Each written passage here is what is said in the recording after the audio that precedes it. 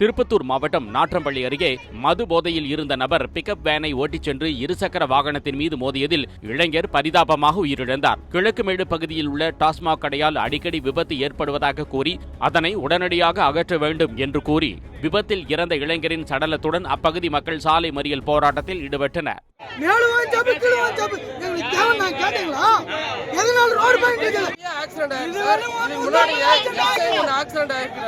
மிலிட்டரிக்கார ஒருத்தர் accident ஆகிருக்காரு. Wine shop முன்னாடி பொம்பளை ஒன்று இறந்துருக்கு. ஒரு ஆம்பளை கால் உடைஞ்சிருக்கு. இன்னைக்கு பையன் ஆக்சிடென்ட் ஆகி செத்துட்டோம். மாசத்துக்கு 5 ஆக்சிடென்ட் ஆகுது. வருஷத்துக்கு குறைஞ்சபட்சம் 25-30 ஆக்சிடென்ட் ஆகுது. அதுல 15-20 பேர் செத்து போயிருக்காங்க அந்த ரோட்ல. அதனால இங்க எங்களுக்கு வைன் ஷாப் தேவையில்லை. உள்ள போடுங்க. வைன் ஷாப் தேவையில்லை. இதுல ஒரே பையனை பறி கொடுத்து நிக்கிறோங்க. 3000 பசங்களுக்கு மேல இதுல ஸ்கூலுக்கு போறாங்க. குழந்தைங்க, லேடிஸ், ஜென்ட்ஸ், பெரியவங்களா. இது பெரிய ஹைவே மாதிரி ஆகி போச்சு. அதனால எங்களுக்கு திருப்பத்தூர் டு நாற்றம்பள்ளி வரைக்கும் வைன் ஷாப் ரோடு பயில தேவையில்லை. துவக்க பள்ளிக்கு இது, அரசு மேல்நிலை பள்ளிக்கு இது,